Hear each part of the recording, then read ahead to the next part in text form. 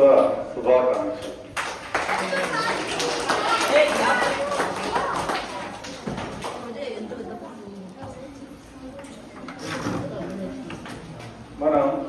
మన భారతదేశం చాలా విశాలమైన దేశం. ఎంత విశాలమైన దేశం అంటే ఈరోజు అనేక దేశాలుగా ఏర్పడినటువంటి పాకిస్తాన్, ఆఫ్ఘనిస్తాన్, కాందహార్, కాబూల్, అక్కడ నుంచి ఇక్కడ బంగ్లాదేశ్, భూటాన్, ఇవన్నీ కూడా ఒక పెద్ద భారతదేశం లాగా ఉండేది. ఒకే పరిపాలన కింద ఉండేది. మనలోని అనైక్యత, అసమగ్రత, అనేకమైనటువంటి కట్టుబాట్ల వల్ల మనలో ఉన్నటువంటి అనైక్యతను సొమ్ము చేసుకుంటూ మన దేశంలో ఉన్న సంపదను దోచుకోవాలని అలెగ్జాండర్ గారి నుంచి ఈరోజు మొన్న అంటే దాదాపు 79 ఏళ్ల క్రితం ఇక్కడ నుంచి వెళ్ళిపోయినటువంటి బ్రిటిష్ వారి వరకు ఈ దేశం మీద ఒక శీతకం ఏమంటే ఆ దేశంలో మనం దోచుకోవాల్సింది, సంపాదించుకోవాల్సింది, వ్యాపారం చేసుకోవాల్సింది చాలా ఉంది. ఆలోచించి గ్రీక్ సామ్రాజ్యం రోమన్ చక్రవర్తి అయినటువంటి అలెగ్జాండర్ నుంచి మన దేశం మీద దండయాత్ర చేస్తూనే ఉన్నారు. అలాగే తుర్కమెనిస్తాన్, ఆఫ్ఘనిస్తాన్, తుర్కమెనిస్తాన్ నుంచి అనేక మంది మన దేశం పైన దండయాత్ర చేశారు. అయితే దండయాత్రలు చేసినటువంటి వీరు మహమ్మద్ ఘోరీ కానీ తర్వాత వచ్చినటువంటి ఇస్లాం పాలకులు మనలో కలిసిపోయారు. మన భారతదేశంలోనే సంస్కృతి సాంప్రదాయాల్లో మిళితమైపోయాయి. కానీ మిగిలినటువంటి తర్వాత వచ్చినటువంటి ఈ బ్రిటిష్ వారు మాత్రం వారి జాతిని ప్రత్యేకంగా ఉంచుకుంటూ ఆ జాతి మాత్రమే ఔన్నత్యం, ఆ జాతి ఔన్నత్యం కోసం మాత్రమే వారు మన భారతదేశాన్ని దోచుకుంటూ మన దేశంలో ఉన్న సంపద అంతా తీసుకెళ్లిపోయారు. సంపద అంటే డబ్బు, బంగారమే కాదు. మన దేశంలో విలువైనటువంటి ఆహార పదార్థాలు పండుతాయి. ఆహార పదార్థాల చలి దేశాలలో చాలా అవసరం, ఆ స్పైసెస్ ముఖ్యంగా. సో అలాగే ఇక్కడ ఉన్నటువంటి ఖనిజ సంపదను కూడా దోచుకుంటూ వెళ్ళిపోయారు.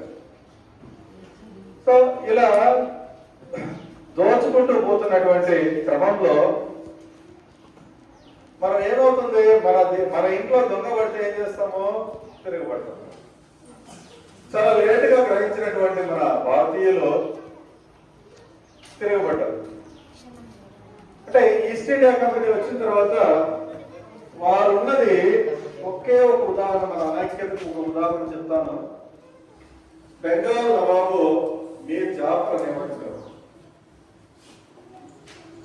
సో ఇక్కడ బెంగాల్ నవాబు పైన దండయాత్ర చేసినటువంటి మొదట్లో ఏం చేశాడంటే బెంగాల్ నవాబు ఒక 50 మంది బ్రిటిష్ సైనికుల్ని అక్కడ అనుమతి లేకుండా సముద్ర తీరంలో గుడారాలు వేసి వాళ్ళు ఉద్దేశంతో 50 మంది సైనికులు తీసుకొచ్చి ఒక చాలా చిన్న గది, చీకటి గది అంటారు, ఒక తక్కువ ప్రదేశంలో చేస్తాం. ఒకరి మీద 50 మందిని. సో 50 మంది పొగలు తెల్లవారు చూస్తే కేవలం 2-3 సైనికులు పట్టుకున్నారు.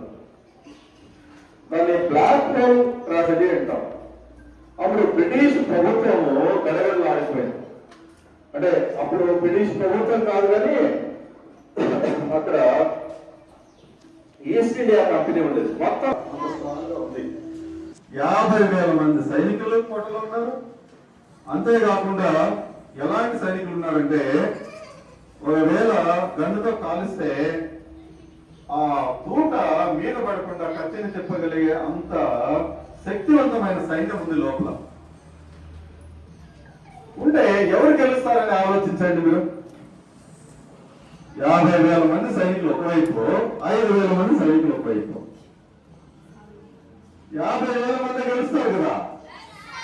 అందులో కోట కూడా ఉంది అడ్డం. వాడు ఏమన్నా ఫిరంగులు వేసి కాల్చినా కూడా కోట బద్దలు అవదు, అంత స్ట్రాంగ్ గా ఉంది కోట. మళ్ళా కందకాలు కలిగారు చుట్టూ. అలాంటి కోట ఉండి 50,000 మంది సైనికులతో పాటు హార్స్ రైడర్స్, అలాగే మన ఎలిఫెంట్ రైడర్స్, వీళ్ళంతా ఈ సైన్యం ఇంకా ఉంది. కేవలం ఒక 50 ఏనుగులు పంపిస్తే తొక్కి చంపేస్తారు. అలాంటిది ఎవరు ఓడిపోయారంటే మన బెంగాల్ నవాబ్ ఓడిపోయారు. దానికి కారణం ఏంటంటే మనలో మనకు ఐక్యత లేదు. అక్కడ ఉన్నటువంటి సైనికాధ్యక్షుడికి ఒక ఎర ఇస్తారు.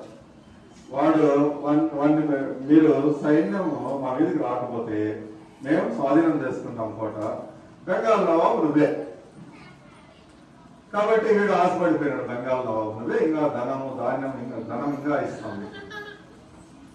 సో ఎప్పుడైతే ఇలాంటి ఆశకు లొంగుతామో, ఇలాంటి కుయుక్తులకు లొంగుతామో, అప్పుడు పతనం ప్రారంభం. ఇలా భారతదేశం బ్రిటిష్ వారి కన్సర్న్లోకి వెళ్ళిపోయింది. లేకపోతే బెంగాల్ కనుక బలంగా నిలబడి ఉంటే ఎప్పటికీ బ్రిటిష్ చేతుల్లోకి వెళ్ళేది కాదు. సరే, ఇలా చెప్పుకుంటూ పోతే చాలా ఉంది.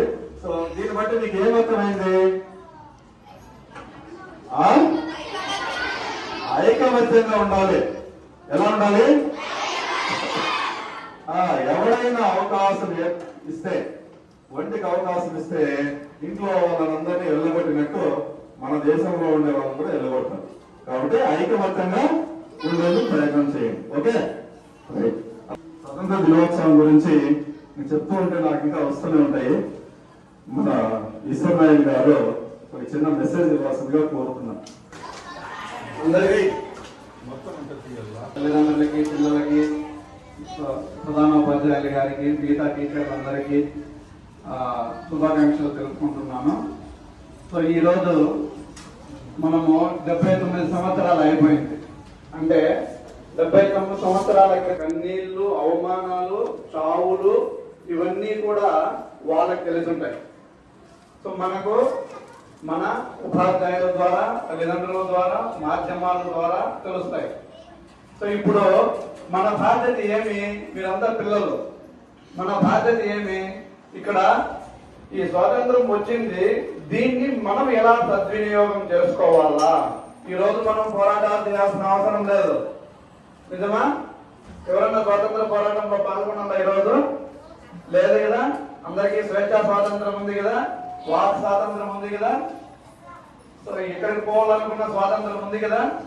సో ఇట్లాంటప్పుడు మనది బాధ్యతలేమి? సో విద్యార్థులుగా మీ బాధ్యత ఏమి? పిల్లల్ని పోషించడము, వాళ్ళకి కావాల్సిన సాధారణ సౌకర్యాలు కల్పించడము, స్కూలుకు పంపించడము. సో మరి విద్యార్థులుగా మీ బాధ్యత ఏమి?